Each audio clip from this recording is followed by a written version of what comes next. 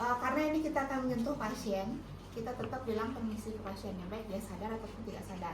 Ya, jadi di sini karena kita akan menyentuh kepala, nanti di kepala itu kan ada inspeksi dan palpasi, hanya itu aja. Ya, tidak ada auskultasi yang stetoskop dari kepala ya. Jadi pertama kali kita bilang Bapak, kita akan melakukan pemeriksaan fisik dari kepala sampai kaki. Nanti mohon maaf, mungkin saya ada menyentuh bagian tubuh Bapak, ya. Untuk memeriksa apakah nanti ada benjolan atau misalnya ada hanya ditekan, ya. Nanti saya akan informasikan ke Bapak sebelum menyentuh tubuh Bapak, saya seperti itu. Oke, kita mulai dari kepala.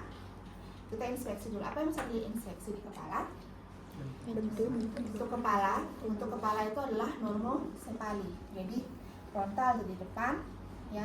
Kemudian occipital di belakang, temporal terbesar. Jadi nggak ada nonjol sana sini kepalanya. Jadi bentuk kepalanya bulat, normosepali. Ya, lihat pasiennya kepalanya bentuknya simetris, normosepali. Ya. Kemudian apa lagi yang bisa diinspeksi? Distribusi dari rambut dan warna. Dilihat warna rambut. Normalnya kan kalau orang Asia hitam ya. Nah kalau misalnya tergantung usia, jadi warna rambut hitam, penyebaran merata, ya. Kemudian tidak terdapat kebotakan atau disebut dengan alopecia, botak misalnya ada. Kemudian tidak ada hirsutisme, jadi tidak ada rambut yang berlebih di bagian daerah wajah misalnya. Beda dengan jambang mungkin ya, tapi kayak ada tambahan rambut di wajahnya. Ya, yang misalnya tidak setempatnya, tidak sesuai dengan tempatnya. Ya, rambut tampak tebal itu bisa, bersih, tidak ada ketombe itu bisa dicantumkan juga ya. Ini seperti ini, tidak ada. Nanti kamu tampilkan juga, lihat misalnya kalau misalnya kepalanya rambutnya digundul atau tidak ada rambut karena sudah digundul, ada benjolan, itu bisa kalian lihat. Ya, kemudian bisa juga mohon maaf Pak ya, bisa dilihat dari sekilas di ini ada luka atau tidak, ya nanti lebih tepatnya pada saat palpasi bisa kalian lihat di sibak-sibak rambut pasien, ya. Oke, sekarang kita tadi inspeksi untuk di kepala cukup, sekarang kita lihat di palpasi, ya kita rasakan di palpasi. Permisi Bapak, saya pegang kepala yang Bapak. Nah, nanti lihat juga ya, tergantung, tanyakan juga pasiennya, Bapak saya bersedia untuk dipegang kepalanya atau tidak, ya biasanya sih mau pasiennya, ya. Permisi Pak ya, saya pegang kepalanya. Oke, kita tanyakan kepada Bapak, ada yang ditekan nggak Pak? Sakit nggak ketika saya pegang ini? Sakit nggak? Sakit nggak? Rasakan apakah ada misalnya luka, bekas luka, ya. Kemudian apakah ada benjolan? Seperti itu, ya. Itu untuk di kepala. Udah sampai sana. Nah sekarang kita masuk ke daerah wajah. Ya, di wajah ini kan ada banyak ya. Wajah ini banyak apa istilahnya, ada komponen, ada di hidung, ada di mata, ada bibir, ada telinga. Oke, jadi kita bisa satu persatu melakukan pemeriksaan. Oke. Jadi kita bisa mulai dari yang paling mudah dulu, dilihat inspeksi dulu wajahnya. Bentuk wajahnya pasien gimana? Simetris nggak kanan kiri? Ya, kanan kiri simetris atau tidak? Misalnya kalian mungkin aja wajahnya nggak simetris, ada yang nggak mencong gitu dikit mukanya, ya itu bisa saja terjadi akibat adanya gangguan di saraf wajah, misalnya di saraf facialis, ya. Oke. Wajahnya tampak simetris, tidak ada hiperpigmentasi. Hiperpigmentasi itu misalnya warna kulit yang lebih hitam dibandingkan kulit lainnya, ya. Inspeksi lagi tidak ada bekas luka, ya. Kalau misalnya ada bekas luka boleh, terus ada bekas luka, kemudian ada akne atau jerawat, ya wajah dipenuhi akne, nah itu bisa disebutkan. Terus apa lagi bisa kita lihat dari wajahnya? Tidak ada massa, tidak ada benjolan misalnya, ya wajahnya itu cukup sampai sana ya. Nah sekarang kita bisa masuk ke mata, bagian daerah mata. Nah daerah mata ini cukup banyak pemeriksaannya ya. Sebenarnya juga nanti ada pemeriksaan khusus di saraf optikus. Cuman kita di sini nggak sampai pemeriksaan sarafnya, saraf optikusnya ya. Itu sebagian saja. Jadi kita lihat dari matanya kanan kiri simetris apa tidak. Ya tetap itu ya, mata kanan kiri simetris. Kemudian yang bisa kita lihat dari palpebra, kelopak matanya. Kelopak matanya apakah Nanti misalnya gini ya, Bapak tolong tutup matanya Pak. Tutup kemudian buka matanya Pak. Nah, ketika dia membuka mata, apakah ada kelopak matanya yang tertinggal? Nah, jadi kayak orangnya ptosis namanya, istilahnya tutup kelopak mata itu akan tertutup satu, susah dia ngangkat. Ya, jadi lihat apakah dia mengalami ptosis atau tidak. Ya, jadi kelopak mata yang tertinggal. Kemudian kita bisa inspeksi juga dari bulu mata, misalnya bulu mata, terdapat bulu mata ya, tidak ada. Kalau misalnya orang luka bakar ya, kalau misalnya pasca kebakaran, kadang-kadang kita juga harus perhatikan daerahnya apa ada di wajahnya yang misalnya rambutnya itu yang terbakar atau tidak ya. Kalau ini kan bulu mata normal. Kemudian kita bisa lihat sklera. Kalau sklera bagian putih yang mata itu ya, skleranya warnanya kan normalnya putih ya. Kalau misalnya ada kemerahan, nah kita bisa tulis sklera misalnya kemerahan atau misalnya kuningan, ikterik. Nah kalau misalnya kekuningan atau yang disebut dengan ikterik itu kemungkinan pasien mengalami masalah di hati, ya kelebihan bilirubin misalnya. Ya. Kemudian skleranya, kalau misalnya kemerahan nih, pernah lihat orang sakit mata nggak? Atau konjungtivitis? Ya, konjungtivitis sebenarnya yang merah itu adalah ininya, konjungtivanya, tapi dia akan seperti ke sklera juga akan merah. Ya, jadi dilihat ini skleranya apa namanya dalam kondisi putih bersih ya, misalnya tidak ada bercak pembuluh darah itu kadang-kadang ada kan. Sklera normal. Kemudian kita lihat daerah pupil ya, daerah pupil mata. Pupil itu yang hitam itu ya, apakah simetris atau tidak ya, kanan kiri simetris atau tidak. Kemudian nanti kita bisa lakukan yang namanya tes refleks cahaya ya. Nah refleks cahaya ini kan sebenarnya bisa hidup ya, ini putar atau ditekan ini karena isi baterai ya. Jadi kita cek refleks cahayanya, ambil tidur bisa ya pasien cek refleks cahaya. Jadi kita di sini untuk melihat ukuran pupil seberapa ya. Nanti kalau pupil yang normal, pupil itu nggak kecil ya, yang warna hitam permisi ya, ada yang hitam kecil di dalam itu. Nah ini kan iris yang warna hitam ini adalah iris ya, pupilnya di dalam lagi. Jadi dia tuh akan sangat berespon terhadap cahaya ya. Jadi kalau misalnya dia tidak respon cahaya, itu kemungkinan pasien dalam mungkin kondisi mau koma atau misalnya dia sudah meninggal ya. Jadi pupil itu normalnya ukurannya 3 mili lah sekitar ini ya, normalnya segitu ya. Pupil kanan kiri itu harus sama ukurannya, itu disebut dengan miosis ya. Kemudian kalau pupil yang terlalu kecil disebut dengan pinpoint. Nah kalau pupil terlalu lebar lebih dari 5 mili atau 5 mili ke atas itu disebut dengan midriasis. Nah midriasis itu menunjukkan sudah istilahnya pasien itu sudah dalam tahap ajal ya. Biasanya kalau pasien udah ada refleks cahaya, kemudian pupilnya udah midriasis, ya kemungkinan besar dia sudah ada gangguan di otak dan kemungkinan sudah istilahnya menjelang ajal ya. Oke, sekarang kita permisi Bapak, saya akan tes refleks cahaya ya.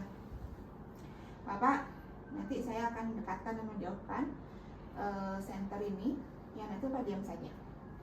Nanti permisi Bapak ya, nanti ketika didekatkan pupilnya itu akan mengecil dan ada refleks ya. Bisa satu tangan kalian tutup, biarkan ini, kemudian bagian lagi.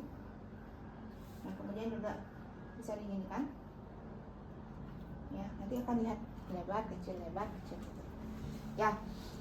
Itu refleks cahayanya.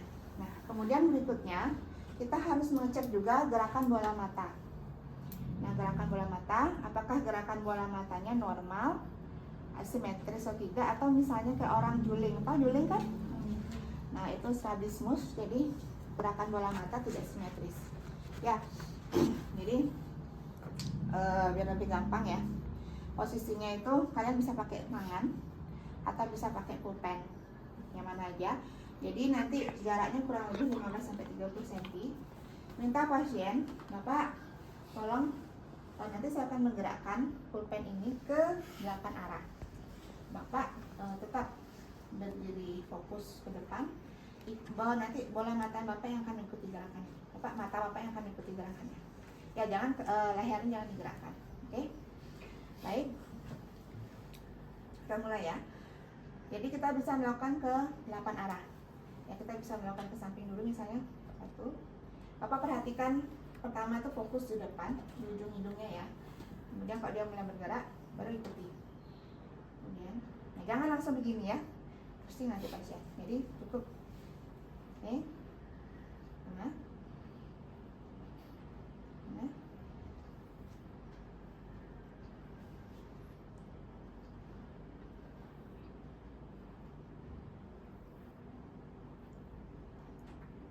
Ingat ya, jadi kembali ke awal lagi. Intinya ke titiknya itu. Jadi jangan langsung ini ya. Jadi kalau sudah seperti ini gerakan bola mata normal misalnya. Ya. Kemudian kita juga tes lapang pandang. Ya, tes lapang pandang untuk mengetahui seberapa jauh lapang pandang kita. Paling tidak sampai ini dari sini sampai sini 90 derajat lah. Ya, bisa bergerak lihat ya. Jadi ini kalian minta pasien untuk sama seperti tadi, fokus tetap di depan ya. Fokus mata tetap di depan. Bapak nanti pensil ini akan saya gerakkan. Ya, nanti sampai mana Bapak tidak melihat itu disebut. Ya, jadi saya sudah stop Bu, saya tidak lihat lagi pensil tersebut. Ya, seperti ini. Ya. Kemudian kita gerakkan sama 15 ke 30 cm. Kemudian leher Bapak jangan ikut. Ya, bola mata pun jangan ikut. Fokus di depan. Dengan fokus, lihat ininya, pulpen, bola mata jangan bergerak, leher jangan bergerak, oke? Ini, jadi minta Pak, saya mulai ya. Masih Pak, masih terlihat, masih. Kalau masih terlihat, dari sini masih normal. Ya, lapang kanannya masih normal. Ya. Jadi seperti jangan disuruh pasien ikutin. Jangan seperti itu ya. Jadi tetap pasien fokus di depan. Ya, sejauh mana nanti dia akan lihat pensilnya. Oke ya, pelan-pelan. Oke, atau bisa juga seperti ini. Dibalik nanti. Ya. Ini biasanya. Ya. Oke, sudah. Kemudian itu inspeksi mata, kemudian nah itu juga kalau kornea bisa lihat kemungkinan kalau ada penebalan. Kalau pasien-pasien dengan katarak itu akan ada penebalan di daerah korneanya yang kayak ada tutup bintik-bintik putih gitu yang menutupi kornea. Bisa kalian tulis nanti. Kemudian pada lansia pun juga nanti ada lingkaran sinilis ya. Di sininya itu akan ada warna keputihan. Nah, itu sudah menunjukkan adanya pengapuran ya, karena memang usia lansia. Ya, bukan lemak, pengapuran. Jadi memang ada ya, seperti itu pada lansia. Ya, warna putih ya daerah irisnya itu. Ya. Oke, kita sudah lihat kondisi matanya secara inspeksi. Kemudian kita lanjutkan ke palpasi. Ini palpasi adalah nama ya. Bapak permisi, saya akan melakukan penekanan daerah matanya Pak ya. Jadi kita bisa, mohon maaf Pak, untuk matanya Pak. Nah, kita bisa palpasi palpebranya. Nah, ada nyeri nggak Pak? Nyeri nggak Pak? Nyeri nggak? Ada nyeri? Tidak. Misalnya seperti itu. Selain kalian merasakan nyeri atau tidak, rasakan juga apakah ada perlawanan dari bola matanya. Ya, kalau misalnya pasien-pasien dengan glaukoma, ya dia itu akan ada peningkatan bola mata, tegangan TIO, tekanan intraokular. Jadi bola mata ketika dipegang itu seperti melawan. Ya, jadi kalian bisa cek pada saat penekanan bola mata.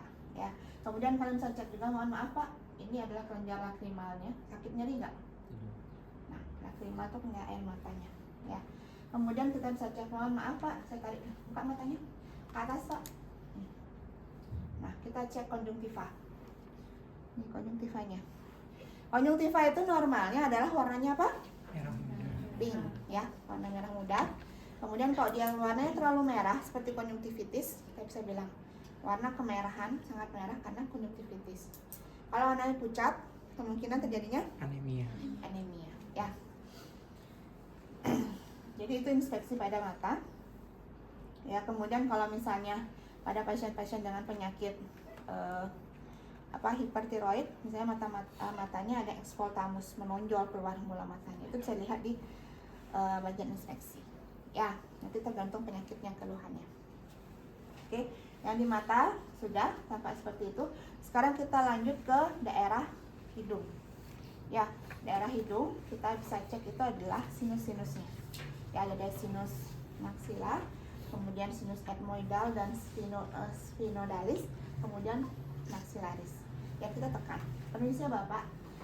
Itu inspeksi palpasi. Inspeksinya kita lihat sama bentuk hidungnya simetris atau tidak, ya. Kemudian ada jejak atau tidak, misalnya kebiruan gitu karena habis dipukul misalnya, tampak kebiruan yang menunjukkan kemungkinan adanya retak pada tulang hidung, ya. Kemudian lihat apakah ada cairan misalnya yang keluar dari hidung, entah dia darah, entah dia ada kayak ingus seperti itu, ya. Jadi kayak cairan kental misalnya keluar dari hidung, itu bisa dicek. Kemudian kalian bisa perhatikan juga bulu hidung. Jadi pada pasien-pasien saya kata-kata di luka bakar, kalau misalnya sampai ada bulu hidung yang terbakar, itu sangat beresiko kemungkinan pasien nantinya akan ada odem laring. Jadi pasien-pasien yang bulu hidung sampai terbakar itu otomatis dia sudah kayak menghirup uap panas yang tinggi, ya. Jadinya bisa berakibat pada jalan nafasnya dia, ya. Cuman kalau di normal, kadang-kadang bulu hidung tersebar merata. Kadang-kadang saya ketawa sih baca itu sebenarnya, ya. Jadi mungkin terdapat bulu hidung gitu aja. Kecuali kalau ada bulu hidung yang tadi saya katakan terdapat luka bakar atau terdapat bulu hidung yang hangus, misalnya seperti itu, ya. Itu pada pasien-pasien luka bakar. Atau misalnya, ya tadi, kalau misalnya sebatas bulu hidung tersebar mata, nggak usah dibilang terdapat bulu hidung gitu, cukup, ya. Kemudian inspeksi di hidung juga, hidung apakah bersih atau kotor, ya, bekas dari serumen-serumennya, ya, cairan-cairan misalnya dia pilek seperti itu, atau influ misalnya kan ada sisa-sisa cairan misalnya yang lengket, ya. Oke, tadi itu yang sinus dari sini, ya. Jadi sinus maxilar, kemudian kalian tekan sphenoidal, bersih ya Pak, ya. Ini adalah sinus frontal, sinus frontal. Ini sinus dari etmoidal dan sphenodalis, kemudian sinus maxilar. Jadi enggak, ya. Oke. Itu untuk yang palpasi. Tadi hidung sekian untuk palpasinya. Ya, apakah ada sama juga nyeri tekan pada hidung, itu ditanyakan juga. Kemudian terdapat benjolan atau tidak di palpasi, ya. Oke, sekarang kita masuk ke daerah bibir. Untuk ke bibir yang kita perhatikan, kalau orang kekurangan oksigen biasanya gimana bibirnya? Kekurangan oksigen kok kering. Kalau kurangan cairan baru kering. Ya, mukosa bibir kering. Kalau dia misalnya pasien-pasien yang kurangan cairan atau misalnya dehidrasi. Oke. Kalau yang bisa diinspeksi lagi tuh kita lihat adalah cyanosis. Tahu cyanosis? Kebiruan. Nah, pasien-pasien dengan cyanosis sentral itu biasanya cyanosis perifer biasanya kita lihat di bibir dan juga di kuku. Ya, kalau dia cyanosis sentral kita lihat di lidah. Kalau dia biru lidahnya itu udah cyanosis di sentral, ya, pusat-pusat sentral tubuh. Warnanya kebiruan atau keunguan. Ya, itu kita lihat. Kita lihat pertama inspeksi biasa, kanan kiri simetris atau tidak. Karena pada pasien-pasien stroke, coba dia suruh senyum, saya dia mencong satu senyumnya. Ya, senyumnya dia mencong. Kalau ini simetris. Atau Bapak boleh senyum Pak? Saya senyum Pak. Nah, lihat kanan kirinya simetris atau tidak. Ya, kalau pada pasien stroke, karena dia sudah kerusakan di facialis, dia akan mencong. Kemudian tadi cyanosis yang diperhatikan, ada bekas lesi atau tidak, luka, ya, misalnya. Kemudian mukosa bibir kering, atau misalnya mukosa bibir pucat, atau mukosa bibir kebiruan, keunguan, atau cyanosis, ya. Dan kemudian kita bisa lihat juga, suruh pasien buka mulut. Bapak, tolong buka mulutnya Pak. Buka. Nah, kita bisa buka mulut, perhatikan. Keluarkan Pak, keluarkan lidahnya. Ya, misalnya lidahnya bisa dikeluarkan, lidahnya simetris. Sama tadi, pasien yang mungkin kena stroke, bisa posisi lidahnya mereng. Perhatikan juga uvula di dalam. Tahu yang twingy ada anak itu kalau kita ngobrol, nah itu apakah mereng atau tidak? Ya. Kemudian perhatikan juga apakah kebersihan rongga mulutnya bersih atau tidak. Adakah gigi yang berlubang? Ya, perhatikan. Ya. Kemudian apakah ada stomatitis di area mulut? Misalnya mukosa stomatitis itu sariawan ya. Ada atau tidak di daerah mulut. Kemudian adakah kandida? Tahu kandida?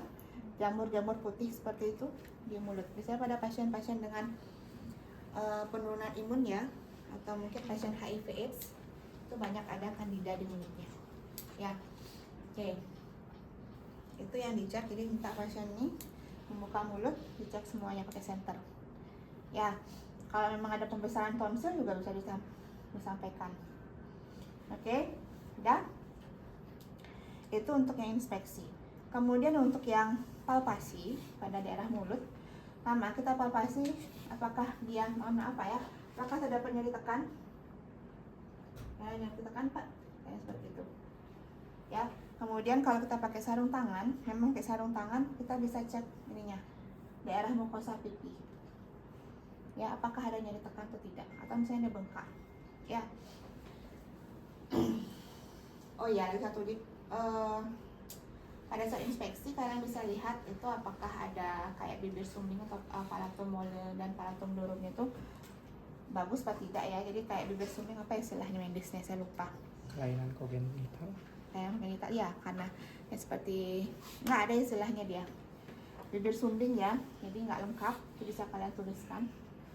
Nanti cari istilahnya di Google ya, saya lupa. Kemudian sudah daerah bibir sudah selesai, kita bisa lihat sampai sana. Kemudian kita masuk ke daerah telinga. Ya, ke daerah telinga kita sama inspeksi lagi kanan kiri ya, lihat simetris atau tidak. Ya. Kemudian secara kasat mata kita lihat apakah daerah auricula atau daerah dalam telinga ini ada massa, ada memar, kemudian misalnya ada bekas luka, kemudian apakah ada cairan yang keluar, atau misalnya ada darah yang keluar, itu bisa dicek ya. Kemudian di belakang telinga ini kalian bisa cek juga kalau pada pasien-pasien dengan cedera basis kranii atau cedera kepala ya, itu seringkali ada tanda yang namanya kebiruan di sini, yang disebut dengan battle sign ya. Battle sign, oh ada tanda-tanda battle sign, oh berarti dia kemungkinan besar ada trauma kepala ya. Oke. Dan setelah itu kalian sudah lihat. Nah sebenarnya kalau lihat ini ada alatnya juga ya untuk bisa dimasukkan ke telinga, cuman kita nggak pakai di pemeriksaan saraf perlu ada ya. Jadi cara kasat mata dulu seperti itu, lihat bentuknya, ada luka atau tidak, ada jejak massa atau tidak ya. Kemudian lakukan inspeksi. Nah inspeksi bisa dilakukan bersamaan. Mohon maaf Pak ya, permisi. Ini dulu, ada nyeri tekan enggak? Ada nyeri tekan enggak? Nah, itu dulu. Kemudian di sini juga daerah mastoideusnya. Ada nyeri tekan Pak? Itu tidak. Oke. Tuh ya, ada benjolan atau tidak juga dirasakan. Nah, di sana udah. Oh ya, ini satu tragusnya nih. Jadi enggak? Ya, Pak, ada infeksi telinga atau nyeri di sini? Tragusnya, ya. Itu untuk yang telinga. Kemudian untuk yang daerah lanjutan berikutnya adalah ke leher ya. Jadi ini banyak sekali pembagiannya ya. Ini yang ke leher, sama diinspeksi lehernya bagaimana bentuk lehernya. Saya lihat panjang dan kurus, atau misalnya lehernya besar dan berlipat ya, misalnya seperti itu. Kemudian ada jejas atau tidak ya, ada hiperpigmentasi atau tidak. Kemudian daerah belakang biasanya ada hiperpigmentasi atau tidak, itu bisa dilihat kalau pada pasien-pasien yang tinggi kadar glukosanya atau memang kelebihan glukosa, atau mungkin pasien-pasien diabetes, itu akan ada garis hitam di sini. Kamu mau gosok berapa kali tidak akan bersih, karena itu bukan karena kotoran ya, tapi memang menggambarkan adanya peningkatan glukosa yang berlebih dalam tubuh. Yang orang pasien-pasien dengan DM itu sering ada di belakangnya, belakang leher ya. Oke, itu bisa kita lihat. Kemudian kita ada massa atau tidak, kita bisa lihat juga ya. Ada mungkin pembesaran tiroid. Pernah lihat orang gondongan? Nah, gondongan itu biasanya limfonya ya, gondongan ya, gondok yang gede itu, yang gondok itu.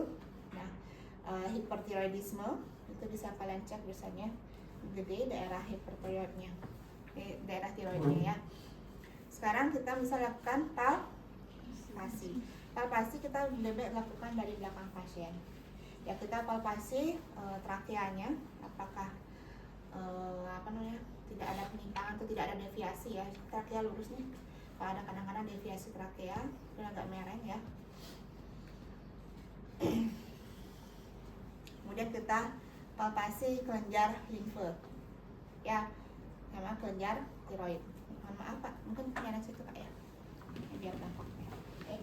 Kita Pak, permisi ya Pak ya, saya akan megang lehernya Bapak misalnya. Maaf Pak ya. Jadi kalian bisa pegang seperti ini ya. Mohon maaf Pak, kepalanya diluruskan. Oke. Nah, kita bisa apa? Ini pertama kelenjar limfe dulu, bisa dari sini ya. Ada bengkak apa tidak? Ya. Jadi enggak. Nyeri atau tidak ya. Kemudian nih lihat rasakan, mungkin seluruh pasien menelan Pak. Nah, kalau sini ada pembesaran tiroid atau tidak, nyeri apa tidak ya. Dah, kelenjar limfe,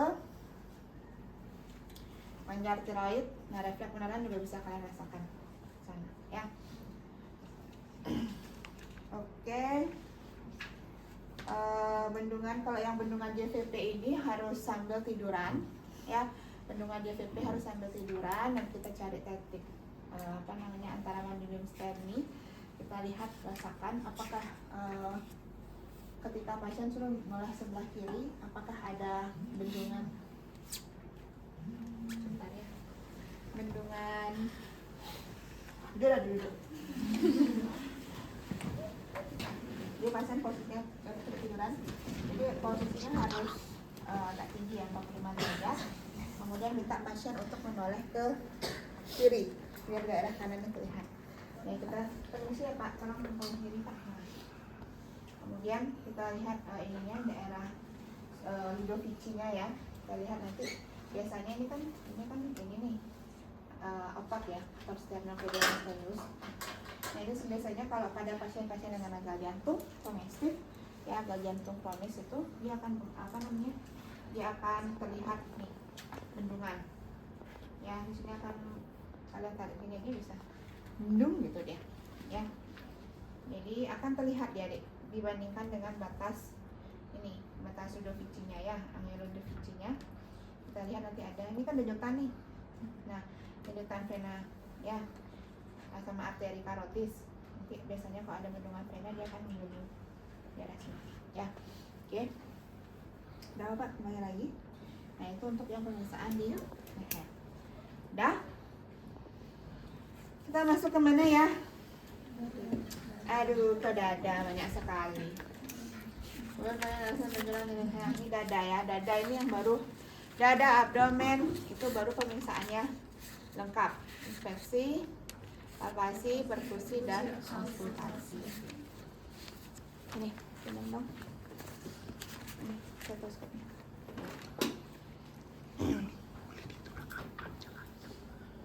Oke. Ini nanti sebenarnya harusnya dibuka ya. Ya. Ibu buka sebentar ya di daerah dadanya ya. Oke, ini selimut.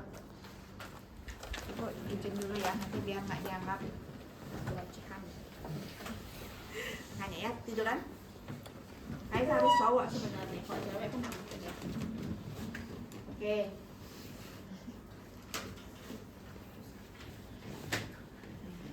Nah, belum ini ya. Nanti mungkin pada saat palpasi kita mulai. Nah, sekarang kita inspeksi. Dada itu kan terdiri dari ada paru dan juga jantung ya. Jadi toraks, itu ada pemeriksaan. Ya udah nggak apa-apa, duduk, kalau kelihatan aja. Paru dan jantung. Apa saja yang kita inspeksi? Pertama, kita lihat kesimetrisan dadanya. Ya, ada kesimetrisan toraksnya. Apakah toraksnya simetris atau tidak? ya. Dan ada juga beberapa bentuk-bentuk dari toraks ya. Jadi misalnya dadanya barrel chest, ada pigeon, kemudian ada yang bentuknya tekuk seperti itu. Ibu lihat di sini.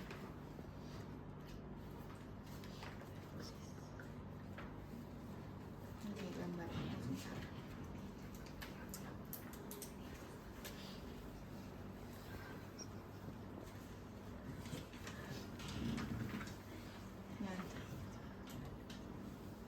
Nah ini ya. Jadi ada bentuk badan yang dadanya seperti menonjol. Daerah anteriornya bisa lebih besar ya. Ini nih anteriornya, ini nih anterior, posterior itu di belakang. Ini bentuknya melengkung seperti ini, dadanya seperti dada burung pigeon ya. Kemudian ada barrel chest ya. Ini seperti orang yang obesitas, kayak nempel gitu dadanya ya. Kemudian ini ada yang seperti orang kifosis nih, funnel chest ya. Ini bentuknya agak bungkuk dan beda kan antara ini ada kayak cekungan. Yang ini cekungannya masuk ke dalam gitu ya. Ya misalnya. Jadi ini sebenarnya bisa lihat ketika posisi pasien nggak tiduran ya. Kalau misalnya tiduran seperti ini tidak akan terlihat. Oke. Udah, jadi inspeksi bentuk dadanya simetris atau tidak. Kemudian kita bisa lihat pergerakan dari dada. Oh iya, tadi di hidung saya lupa, ada inspeksi yang bisa kita lihat juga terkait pernafasan adalah nafas cuping hidung. Tahu nafas cuping hidung? Yang kebing-kebing tuh, kebing. Kalau orang sesak itu pasti akan kayak susah nih. Jadi cuping hidung ini akan ikut bergerak. Ya, itu bisa kalian lihat gerakan dadanya simetris atau tidak. Nanti untuk melihat lebih detailnya untuk gerakan simetris atau tidak itu kita harus lakukan palpasi. Ya. Jadi kita lihat dulu nih, jadi pertama kita lihat bentuknya, kemudian adakah gejas kebiruan misalnya, ya biasanya pada pasien-pasien yang post cedera toraks biasanya ada yang kebiruan, ya mungkin ada karena terjadinya trauma pada daerah poste, ya itu bisa kebiruan. Kemudian apakah ada benjolan, ya, kemudian apakah terlihat ada massa. Kemudian bagaimana, apakah ada pergerakan pernafasan, bisa lihat kanan kiri. Kemudian kita bisa lihat apakah adanya retraksi otot dada. Yang retraksi otot dada itu bisa terlihat, sorry ya, mohon maaf. Ini ibu buka dulu ya. Nah, kalian bisa lihat di nih claviculanya. Clavikula, apakah ketika kalian orang sesak tuh ya akan terlihat seorang narik. Tapi lihat dari samping, ada nggak pergerakan sampai otot-otot ini akan naik, ya, tertarik. Kemudian ada daerah sternocleidomastoidusnya. Pernah lihat orang yang nyanyi mungkin sampai teriak-teriak kelihatan urat-uratnya tuh, nah mirip gitu dah ya. Jadi orang sesak itu pasti akan menggunakan otot-otot bantu pernafasannya untuk menarik nafas. Kalau normalnya kan kalian biasa aja nggak sampai ada nih aku tarik-tarik itu kan, ya. Jadi itu bisa dilihat adakah pergerakan otot bantu pernafasan atau tidak, ya. Kemudian diinspeksi juga bisa kalian lihat apa namanya lagi ya, untuk dada misalnya ictus cordis. Ictus cordis itu adalah apa? Apex dari jantung. Dia daerah ICS 5 di sana ya. Seharusnya ictus cordis normalnya pada orang yang tidak ada masalah jantung, tidak ada pembesaran jantung, pokoknya tuh berat badannya normal atau misalnya terlalu gendut, terlalu gemuk, itu tidak akan terlihat detakannya. Maksudnya gerakannya dia. Kalau dia sampai terlihat detakannya, itu dicurigai kemungkinan adanya pembesaran jantung. Kecuali orang yang kurus sekali, kemungkinan terlihat dia berdiri. Tapi kalau normalnya sih tidak terlihat. Ya. Oke, itu yang bisa kita nilai sekilas dari dada. Sebelum kita masuk ke nanti inspeksi paru sama juga palpasi paru dengan jantung, ya. Oke, itu kita lihat dulu sudah tidak ada gejas, tidak ada hiperpigmentasi, kemudian tidak ada retraksi dada, tidak ada massa, terdapat pergerakan nafas ya. Cuman kalau untuk simetris atau tidak ya kita bisa cek sekarang. Oke. Sekarang kita masuk ke daerah palpasi ya. Kita palpasi dada, toraks, inspeksi kalau dari paru-paru sama tadi ya, kita jadi gabungan sebenarnya.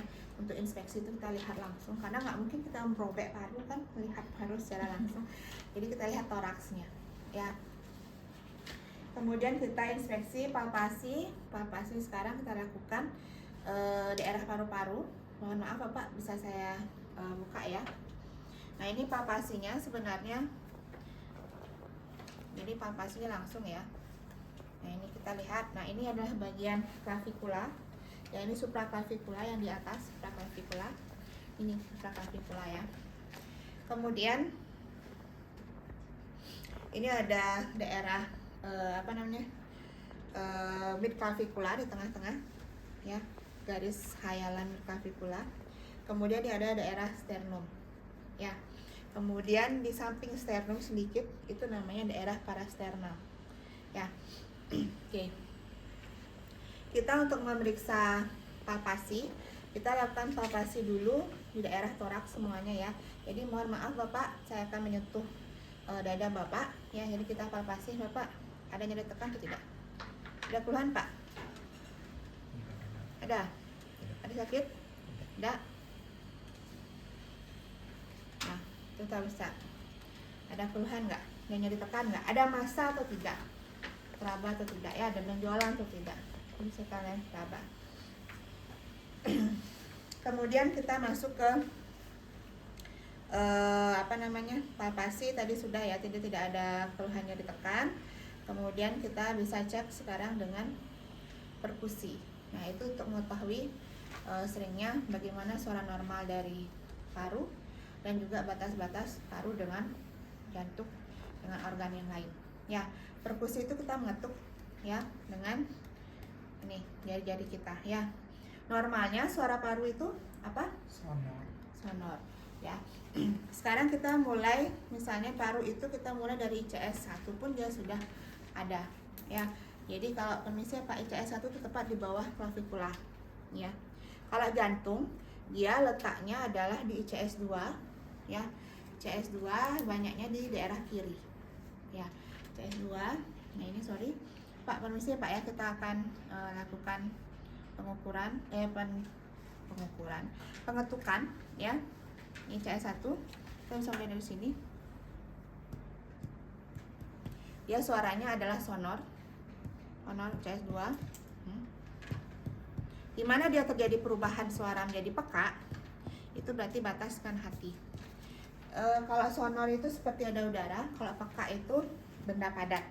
Nah biasanya kalau di daerah kanan dia akan mulai berubah suaranya di ICS 4 dan 5 itu sudah mulai kemungkinan ada hati. Ya, ICS 6 itu sudah mulai ke timpani lagi. Timpani itu adalah suara normal pada daerah abdomen. Ya, jadi kita lihat ya, coba aja kalau kalian tidak ada keluhan batuk pilek seperti itu atau tidak ada pneumotoraks, ya tidak ada udara yang berlebih di paru, itu tidak akan suaranya akan sonor normal ya. Nah ini memang dilakukan oleh orang-orang yang perawat, jarang ya, biasanya tidak ada berubah. Nah berubah kan suaranya, ya itu sudah mulai peka, berarti letak hatinya di sana. Ya. Sama daerah kiri juga sama ya. Kalau misalnya daerah kiri itu dari ICS 2 itu sudah akan berubah, dia mulai suaranya jantung jalannya sampai ICS ke 5. Oke. Oh ya, tadi saya lupa yang palpasi itu belum lakukan. Tadi baru ini ya, nyeri tekan ya. Kita kembali dulu ke palpasi, baru nyeri tekan saja. Sekarang kita bisa lakukan tadi pemeriksaan pergerakan dada. Ya, itu tadi pergerakan dada apakah simetris atau tidak. Karena pada pasien-pasien seperti kolaps paru, pneumotoraks seperti itu, kemungkinan parunya ada yang tertinggal ketika bernafas. Paham nggak? Tertinggal itu artinya satu naik, itu turun. Ya, jadi kita posisinya, mohon maaf Pak ya. Jadi kita cari batasnya koste. Koste itu kan nih. ada aja celah ya setelah kalian daerah postinya. Sekalian taruh posisinya, mohon maaf Pak, saya buka lagi. Nah, jadi posisi tangan seperti ini. Nah, Bapak coba tarik nafas Pak. Nah, tarik nafas Pak. Nah, dia akan terbuka kan, gerakan di ibu jarinya kita lihat. Kalau sama, simetris dia. Turun tertutup, kebuka. Oke, ya simetris. Tuh mungkin bisa lihat juga salah satu. Kok yang keras nih, kolaps parunya gini aja udah kelihatan. Satu tertinggal, satu naik. Ya, Pak, coba tarik nafas Pak. Hembuskan. Coba tarik nafas Pak. Hembuskan. Tarik nafas Pak. Hembuskan. Oke, normal ya, gerakan simetris dada.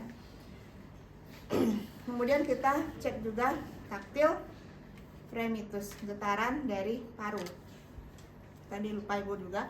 Untuk taktil fremitus, kita minta pasien untuk menyebutkan ular lari lurus. Ular lari lurus atau 77. Ya, biasanya paling gampang sih 77 gitu ya. Oke. Permisi Pak ya. Jadi pada dada yang daerah depan kita pakai 3 kali. Kalau ada punggung, itu ada pemeriksaan di punggung juga sebenarnya. Jadi kita untuk pengkajian taktil fremitus itu 4 daerah ya. Jadi seperti ini. Ini siapa ya? Coba ngomong. 77. 77.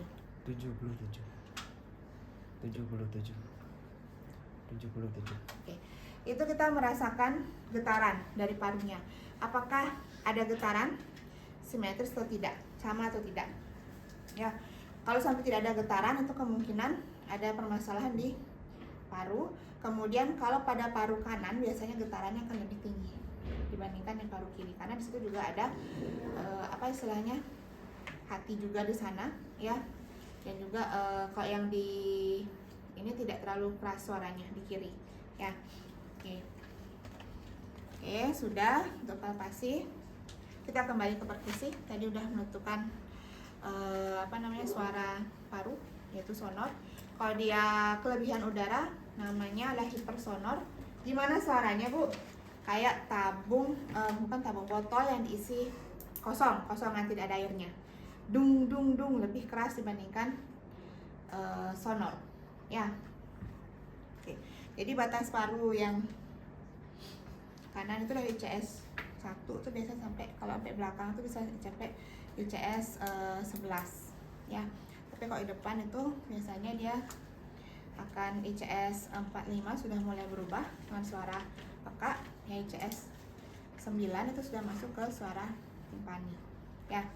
Oke. Untuk yang sekarang untuk yang jantung. Tadi untuk yang auskultasi perkusi jantung, mohon maaf Pak ya, kita lihat batas kirinya dari CS1, kita mulai dari CS2. CS1 tepat di bawah clavikula ya. CS2 ini kita mulai di sini, yang beda suaranya ya, sampai ICS kelima. ICS 5 bisa tepat di puting susu. Kalau yang cewek bisa di bawah puting susu. CS1 tepat di puting susu. Oke. Itu yang untuk perkusi. Perkusi daerah paru tuh batasnya sampai CS2 tuh suaranya jantung biasanya. Kalau jantung tuh mulai dari CS2 sampai CS5 ya. Oke. Nah, untuk palpasi di jantung, tadi kan belum ya palpasi di jantung. Untuk palpasi di jantung itu yang kita perhatikan itu adalah bunyi trill atau getaran ya. Bunyi trill itu kita bisa lihat di katup, suara katup triscus spidalis, atau di aorta, atau di daerah pulmonalis ya. Jadi kalau untuk yang namanya katup mitral itu berada tepat di ICS kelima. CS5 atau CS5 ya, tadi saya bilang tepat di puting susu. Itu rasakan apakah ada getaran atau tidak ya. Kalau trill itu biasanya mengindikasikan ada kerusakan katup jantung ya. Kemudian satu jari naik, itu namanya katup dari CS5 naik satu jari, itu masuk ke katup triscus spidalis ya, di daerah parasternal depan. Jadi mohon maaf, Jadi ini misalnya puting susunya ya, kita ambil satu jari, kemudian kita ke depan sini, itu daerah katup viscospitalis ya. Itu terasakan juga raba, apakah dia ada trail atau tidak ya. Kemudian juga daerah ICS2 kanan, itu adalah katup aorta, rasakan saja cara ICS2 apakah ada getaran misalnya kayak gitu ya. Kemudian katup pulmonalis daerah ICS kiri, ICS2 kiri ya, itu katup pulmonar. Oke, berikutnya kita cek juga denyutan dari ictus cordis. Nah, denyutan dari ictus cordis sama ya, jadi dia tepat di ICS kelima. Rasakan apakah ada denyutan atau tidak. Oke, udah. Itu untuk yang palpasi. Sekarang baru kita masuk ke auskultasi ya. Auskultasi, ini namanya stetoskop, ini namanya bel, ini namanya diafragma. Nah, ini biasanya bel ini dipergunakan untuk memeriksa denyutan untuk yang pembuluh darah atau arteri atau vena. Jadi yang lebih dalam. Dia bisa mendengarkan suara yang lebih dalam. Dia lebih sensitif dibandingkan yang diafragma. Ya. Misalnya daerah abdomen untuk nyari arteri iliaka, arteri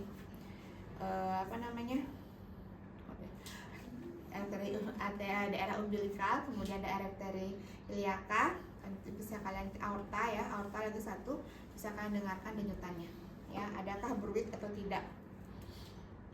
Oke, ini sekarang kita masuk dulu ke pemeriksaan auskultasi dari paru ya.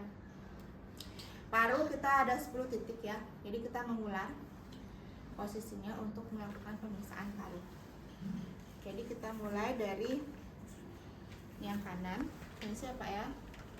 Ya, ini kita untuk mengetahui apakah suara nafasnya normal atau tidak. Suara nafas normal apa? Vesikuler. Nah, kalau ronhi biasanya kalau ada cairan ya, grok-grok. Nah, kemudian kalau wheezing ya, jadi kalau wheezing itu suaranya ketika kalian ekspirasi akan ada suara ngi gitu, pada saat ekspirasi ya, bukan pada saat inspirasi. Nah, kemudian suara vesikuler itu adalah suara yang ekspirasinya 2 kali inspirasi. Jadi suara inspirasi itu lebih panjang. Normalnya kan kalian begitu tuh, suara nafas itu normalnya adalah inspirasi 1:2 dengan ekspirasi ya. Oke, kita mulai. Jadi pastikan dia terbuka ya. Jadi, saya mulai Pak ya. Ini daerah tracheobronchial, nanti suaranya akan lebih keras ya. Jadi bisa kita mulai di sini. Coba tarik nafas Pak. Hembuskan. Tarik nafas. Hembuskan. CS2. Tarik nafas. Hembuskan. Tarik nafas. Hembuskan. Tarik nafas. Hembuskan. Tarik nafas. Hembuskan. Tarik nafas. Hembuskan. Tarik nafas. Hembuskan. Tarik nafas. Hembuskan. Tarik nafas. Hembuskan. Jadi intinya harus dibuka nih bajunya ya, biar kedengaran. Kok yang nggak pasti biasanya kan tidak akan terdengar sama-sama. Jadi kalian lakukan dengan mengulang ya. Oke, itu untuk pemeriksaan auskultasi paru. Nah, kalau untuk auskultasi jantung, kita periksa juga daerah-daerah katup tadi, daerah ictus cordisnya ya. Jadi auskultasi apa yang dengarkan adalah suara S1. S1 itu adalah penutupan katup mitral dan viscospitalis. S2 itu adalah penutupan dari katup aorta dan pulmonalis. Ya, tadi kan posisinya udah Ibu bilang kalau yang di katup mitral itu CS5. Kalau misalnya katup viskusnya di parasternal ya, naik 1 jari lah ya. ke dari ICS 5, kemudian ICS 2 kanan kiri itu untuk yang alfa dan pulmoner ya. Jadi kita bisa dirasakan, dengarkan suara yang di ICS 5 ya, itu bisa melihat untuk mendengarkan ictus cordis sekaligus juga katup mitralnya ya. Jadi mohon maaf ICS 5 saya sini ya dengan daerah susu ya, suaranya itu kan loop ya, loop itu S1 S2 ya.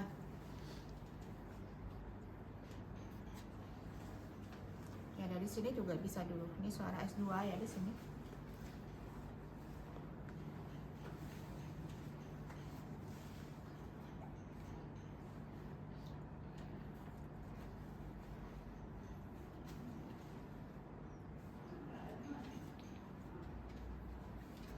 Ya. Itu untuk auskultasi. Jadi normalnya adalah suaranya S1 S2 tunggal itu hanya suara itu aja, nggak ada suara tambahan. Misalnya suara galop tuh kayak kapal kuda ya, kayak orang lari-larian naik orang delman itu loh, blok ya. S1 S2 tunggal reguler ya. Reguler itu berarti istilah ritmis ya, jadi tidak ada sama cepatannya tuh dalam interval yang sama ya. Itu kita lihat kalau memang tidak ada masalah jantung, biasanya suara jantung tidak akan berubah. Oke. Tadi untuk yang suara nafas, bronki bisa kita lihat, bisa kita dengarkan. Kemudian wheezing bisa kita dengarkan. Kalau misalnya sampai asma yang parah, nggak usah pakai stetoskop pun bisa terdengar. Ya. Tadi inspeksi auskultasi, udah ya, perkusi dan auskultasi sudah untuk di daerah jantung dan paru. Oke. Nanti untuk penulisannya biar nggak ini. Biasanya kalau untuk di daerah paru-paru itu ada berapa lobus? Lobus itu apa? Ruangan. Di kanan ada berapa lobus? Ada 3 lobus. Di kiri ada berapa? Ada 2 lobus. Nanti ketika kita meriksa tuh kan di lobus kanan, lobus kiri tuh. Nah nanti kalau misalnya temukan wheezing, nah wheezingnya di daerah mana? Kanan atau kiri? Ya. Kita bisa buat kalau misalnya ditemukan semua berarti ronhi di semua lapang paru, wheezing di semua lapang paru, atau suara paru vesikuler gitu aja semua ya. Kalau tidak ada ronhi atau wheezing. Nah, kalau misalnya ada ronhi atau wheezing, kita bisa bagi gambar seperti ini. Ini kiri, ini kanan. Nah ini kalau yang kanan positifnya berarti menunjukkan kalau ronhi positif, berarti daerah lapang paru kanan semuanya loh ada ronhinya atau wheezingnya, kirinya nggak ada ya. Kita lihat kanan atau kirinya. Oke. Sudah ya. Nanti yang ictus cordis tulis saja ictus cordis raba ya. Nanti kan denyutan jantung, nanti kalian udah lihat di nadi rasakan di nadinya. Auskultasi, dengarkan suara S1 S2 tunggal reguler, tidak ada suara murmur. Murmur itu coba deh, saya susah menjelaskan, coba dilihat nanti didengarkan saja di YouTube tuh banyak jenis-jenis suara jantung normal, misalnya ada galop atau ada murmur. Nah kadang-kadang murmur tuh di nadi pun bisa rasakan ya, kayak ada sur gitu dia. Ya bisa dicoba nanti dengarkan di YouTube ya, cari suara-suara dari paru dan jantung yang normal. Sampai sana ngantuk? Ya, nanti bisa dibaca lebih detail lagi di buku di depan sudah ada ya teorinya. Kalau yang kurang-kurang nanti bisa ditambah di sana. Udah, sekarang kita masuk ke pemeriksaan di punggung itu belum ya. Di punggung itu kalian bisa ngecek tadi traktil frontus ya, sama suruh bapaknya bilang 7. Kemudian untuk batas paru. Cuman kalau untuk yang di punggung mungkin tidak terlalu ini ya. Nanti dulunya tidak terlalu lah besar. Kalau untuk paling membatas paru itu dari ICS 1 sampai ICS 9 ya, ICS yang lain sudah berubah dia jadi tentang. Oh iya, abdomen belum ya bahasa ya. Abdomen, oke. Tutup kalau baju deh. Nah abdomen itu inspeksi sama ya, kalian buka perutnya, apa yang kalian lihat abdomen? Ke sisa. Stop yang pertama abdomen, majelisnya kanan kirinya normal atau tidak. Kemudian lihat adakah jejas sama yang memar kebiruan seperti itu. Karena kalau ada memar kebiruan kemungkinan adanya cedera di daerah organ dalam ya.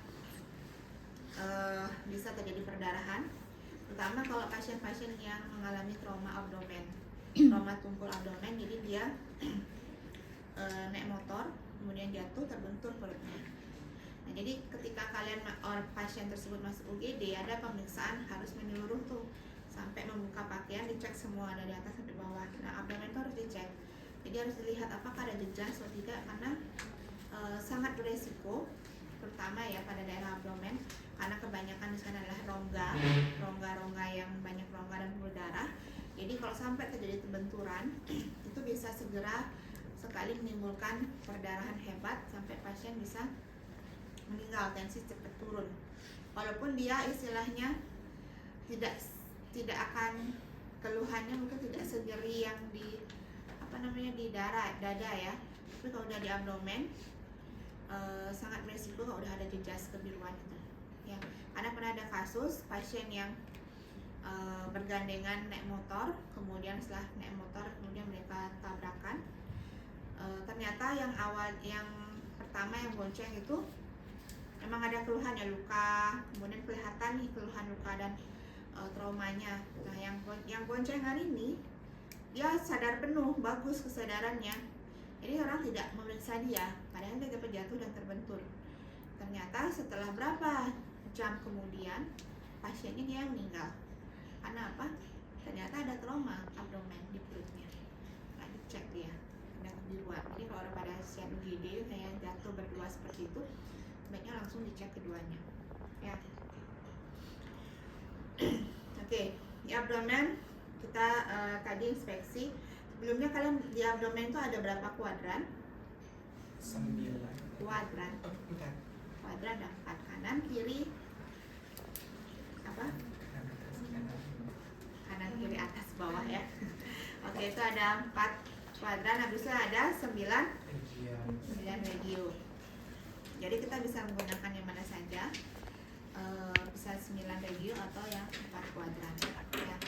Nah, tadi kita kembali lagi terkait inspeksinya. Tadi sudah lihat ya, ada massa, ada jejas, ada benjolan, bentuknya simetris atau tidak, ada hiperpigmentasi. Hiperpigmentasi itu tadi ya, kulitnya mungkin warnanya berubah. Kemudian ada bekas luka atau tidak. Ya, bekas luka operasi misalnya sesar atau tidak ya, kan bisa kalau yang cewek. Kemudian pada yang cewek juga ada striae, garis-garis halus putih. Biasanya kalau pada pasien yang terlalu gendut misalnya ya, bisa ada bekas-bekas ini striae-nya. Kemudian ada linea nigra. Ya, kalau misalnya orang hamil tuh ada yang garis hitam besar ya, itu bisa disebutkan. Kemudian kalau ada luka terbuka kan kelihatan ya, bukan tusuk.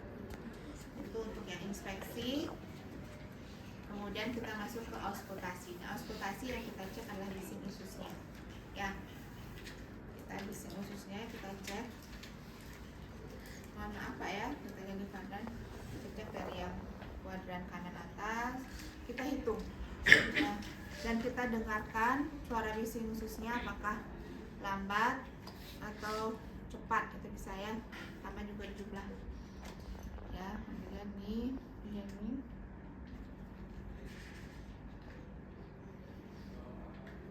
ya, itu yang 4 kuadran.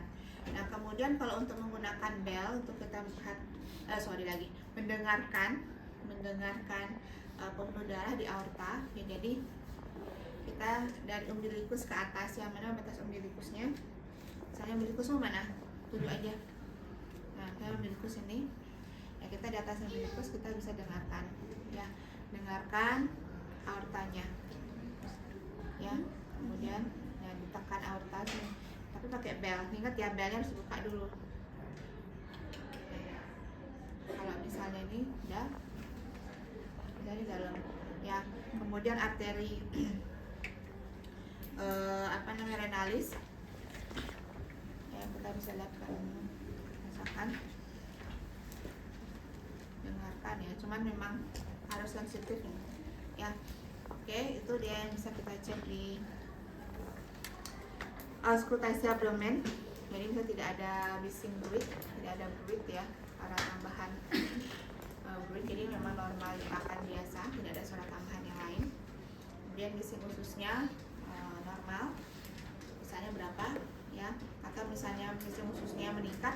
Misalnya orang diare coba aja kreok itu dah ya, udah meningkat bising ususnya ya. Oke, itu auskultasi. Kemudian kita lakukan perkusi dan palpasi. Nah, perkusi untuk mengetahui suara abdomen ya, normalnya adalah timpani ya. Kalau misalnya perut kalian kalau kembung gitu, bisa jadi hipertimpani ya. Ini mohon maaf Pak, ya udah makan tadi Bapak? Udah makan? Berapa jam setelah makan?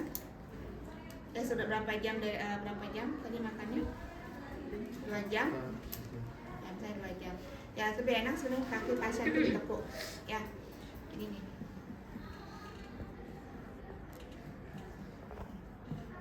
Beda kan bunyi? Ya, ini bunyi timpani sama ini semua. Ya, kalau ini tengah ini adalah suprapubik. Cuman kita biasanya palpasi saja ya. Kalau terasa suprapubik ini gelendung, kemungkinan pasien menahan kencing. Ya, masih penuh ininya, suprapubiknya. Ya, jadi tadi kita dengarkan suara timpani di perkusi ya. Berikutnya kita lakukan palpasi. Apa Pak? Permisi ya Pak ya. Ingat sebisa mungkin tangan kita harus memegang perut pasien itu hangat ya. Ini Pak ya, sakit nggak Pak? Raba, apakah ada massa? 4 kuadran. Jadi tekan. Di sini ada suprapubiknya ya. Oke, itu untuk yang di abdomen. Sudah ke sana? Sekarang kita lanjut ke pemeriksaan ekstremitas ya. Ekstremitas atas dan ekstremitas bawah. Itu hanya inspeksi, palpasi dan perkusi. Misalnya kalau ada ketekan, duduk aja deh, biar nggak tegang kamu. Menggunakan refleks hammer ya. Ini untuk refleks nanti.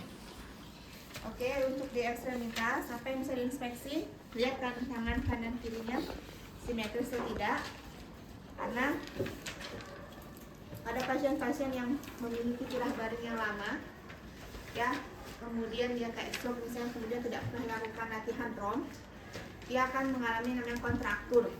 Kalau kontraktur dia bisa pengecilan otot, jadi bentuknya bisa ini, bisa nggak simetris, ngecil ya otot-ototnya ya.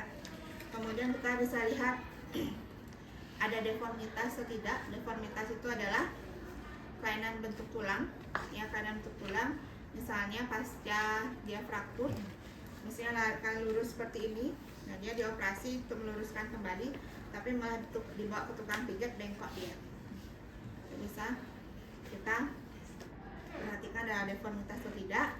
Kemudian kita bisa cek ada jejas atau tidak ya, memar tadi ya jejas. Kemudian kita bisa beralih dengan melihat daerah kuku, apakah ada sianosis atau tidak ya, daerah-daerah ekstremitas, kuku kanan, kuku kiri.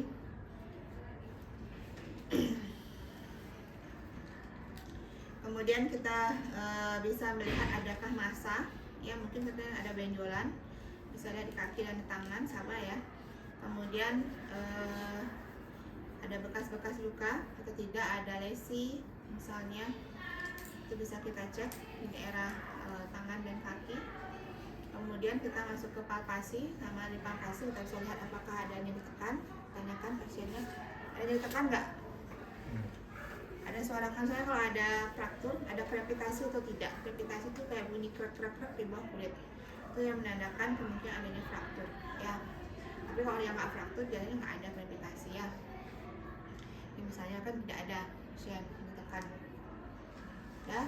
Kemudian lihat raba juga apakah ada benjolan atau tidak, daerah ekstremitas atas maupun daerah ekstremitas bawah.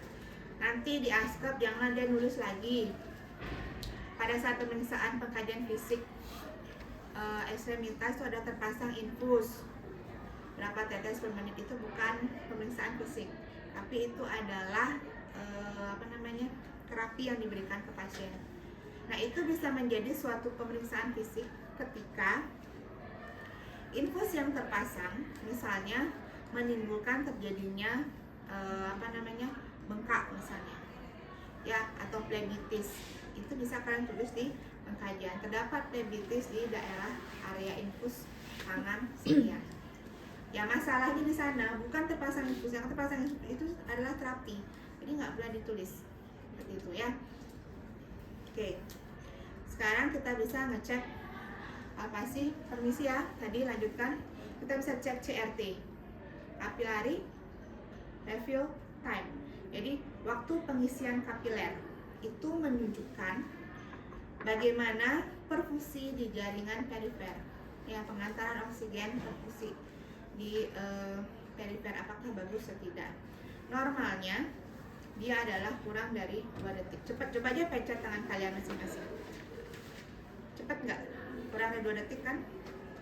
Ada yang bilang kurang dari 3 detik. Nah, itu udah 2-3 detik itu. Kurang dari situ ya. Kalau lebih dari sana, itu kemungkinan ada gangguan di perifer, volume cairannya mungkin kurang. Ya, atau mungkin ada gangguan di persarakan juga ya. Tapi ini lebih kepada menunjukkan cairannya kalian dari perfusi ya, perfusi. Kemudian CRT, capillary refill time. Nah, kemudian kalian bisa cek turgor kulit. Bisa ya, turgor kulit itu udah nih. Kecepatan kulit kembali. Ya, itu juga biasanya turgor kulitnya cepat ya, kembalinya cepat. Kemudian elastis ya, turgor kulit juga elastis ya, kembali nih. Beda dengan lansia. Kalau lansia jangan ngecek turgor kulit di tangan.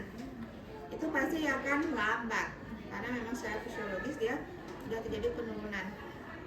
Ya, jadi kalian bisa cek di daerah dahi misalnya. Ya. Apakah dia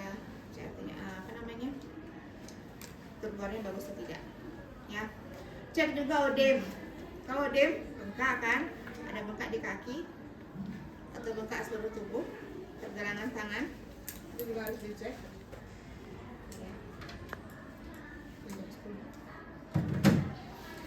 Oke, kemudian berikutnya adalah kekuatan otot. Lakukan pengkajian kekuatan otot. Jadi kita bilang kepada bapak, Pak, coba angkat tangannya, Pak. Oke, ini kekuatan otot itu ada 5, ya. Ada 5 nilainya, tertinggilah 5, terendahlah 0. Yang kita harus cek adalah daerah kekuatan ini, sama ini. Ya. Jadi kalau seperti ini saja, pasien ini sudah 4. Kalau 5 itu artinya dia bisa melawan gravitasi sekaligus tahanan keras. Kalau 4 itu adalah dia mampu melawan gravitasi tapi hanya mampu menahan tahanan ringan. Contohnya gini, Pak, tangannya Pak. Sekarang lawan tangan saya, Pak, ya. Di sini bisa. Lawan, Pak. Lawan. Lawan. Lawan. Nah, itu sudah menunjukkan dia 5. Kamu kasih tahanan keras, tahan ringan aja. Tahanannya terasa kan, kalau misalnya coba tahan, Pak, dia nggak mampu nahan. Ya, kok ini sekalian pun semua udah ini. Ya. Atau begini. Turun. Bapak angkat tangannya, Pak. Oke. Lawan tangan saya. Bapak, saya akan gini, tepuk ya. Jadi enggak gini. Nah, gini. Pak, tarik lawan tangan saya. Kalau sudah seperti ini udah 5 jelas ya. Kekuatan.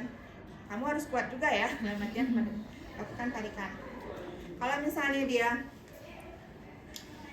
cuma bisa menahan, suruh angkat tangan aja. Pak, angkat tangan. Baru kasih tangan udah jatuh. Belum ada kamu ngasih tahanan ringan, ngasih tahanan baru dipegang langsung jatuh. Istilahnya itu ya. Mampu melawan gravitasi tapi langsung jatuh. Itu lebih ke 3.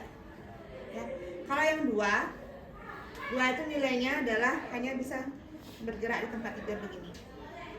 Tidak mampu melawan gravitasi, hanya mampu bergerak di misalnya tempat tidur misalnya gitu ya. tidak mampu melawan gravitasi. Kemudian kalau 1 hanya kedutan, jadi hanya gini, hanya terlihat adanya kedutan-kedutan. Kalau 0 lumpuh, tidak bisa digerakkan sama sekali. Nah ya, ada juga yang kadang-kadang seperti ini, Pak. Tarik. Ada juga yang seperti itu macet. Jadi intinya kita pasiennya mampu melawan gravitasi dan mampu melawan tekanan kelima. Ya, tekanan berat ya. Oke, itu untuk pengkajian kekuatan otot. Sekarang untuk pengkajian refleks. Nah, kekuatan otot tuh sama ya, kaki juga. Kekuatan otot tangan, kekuatan otot kaki juga sama. Nanti kalian bisa menuliskan 5 kaki juga sama ya. Sudah Pak angkat sudah tiduran, Pak angkat kakinya Pak, nanti tahanan. Ya, sama juga diukur yang dari 4. Tuh 2, 3, 4. Kalau pada pasien fraktur, apalagi pasien frakturnya femur, nah bakal kamu bisa melakukan pengkajian otot-otot. Dan suruh ngangkat, jangankan suruh ngangkat udah nyeri. Ya, jadi bilang otot-otot belum terkaji. Ya, oke. Sekarang refleks. Nah, kalau refleks ini diperlukan ketenangan pasien. Habis itu juga istilahnya pasien itu harus rileks.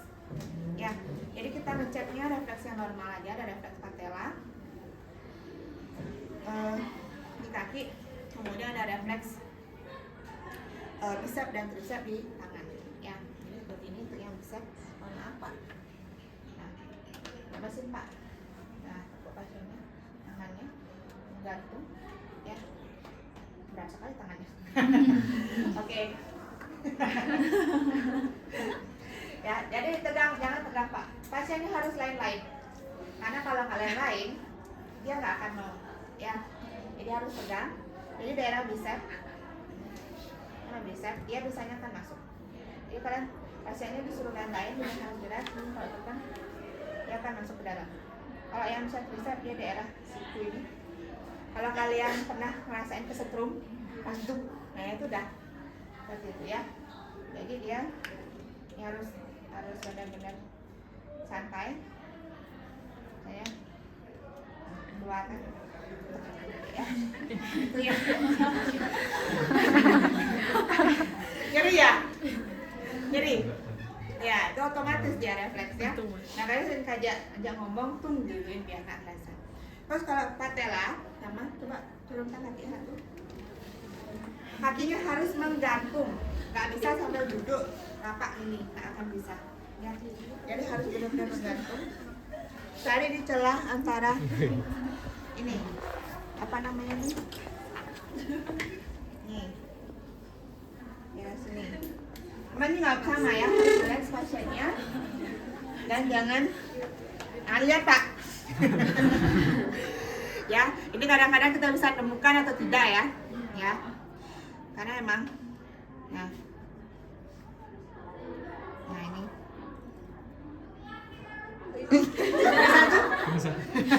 Ya, jadi memang ini normalnya dia akan ring gitu ya.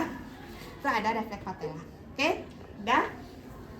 Ya, tapi ingat kaki harus menggantung, pasien harus relax. Dah, sekian dulu ya untuk pemeriksaannya. Ada yang tanyakan? Banyak gitu kan? Apa yang tanyakan? Apa? Apa? Nanti kalau jemputannya itu nanti kalau pas tujuannya itu dari Yes. Kan Iya orang kan biasanya ada pemeriksaan khusus abdomen, ada pemeriksaan paru terus semester atas. Jadi kalau yang head to toe ini ya nanti yang penting kalian jangan bengong pas ujian ya. Maksudnya minimal inspeksi itu aja disebutin. Inspeksi.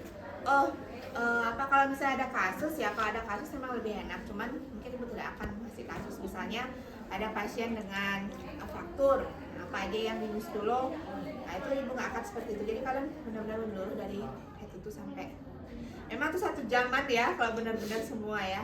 Jadi paling tidak kalian bisa menyebutkan beberapa inspeksi yang kalian bisa sebutkan, kalaupun nggak semua ya. Kemudian sama palpasi, auskultasi, perkusi. Itu sih pengennya cepet. Tujuan kita pasti paling lama, ya. Jadi usahakan jangan bengong aja, jangan bingung apa gitu loh. Misalnya di apa ya lagi saya lakukan. Ada kan sebutin saya palpasi apa yang disebutin kalau palpasi di paru jantung minimal kalau di palpasi nyeri tekan ada, kemudian palpasi pergerakan simetris dada, kemudian taktil fremitus untuk paru, kemudian untuk jantung ada yang ada bunyi real atau tidak ya, laba dari ictus corbisnya gimana tuh ya. Pemeriksaan fisik banyak memang, itu belum semua lagi ibu kasih itu ya. Ada juga seharusnya pemeriksaan kelamin, cuman kalau alat kelamin pada produksi itu pada kasus-kasus tertentu saja ya. Di pasien pun juga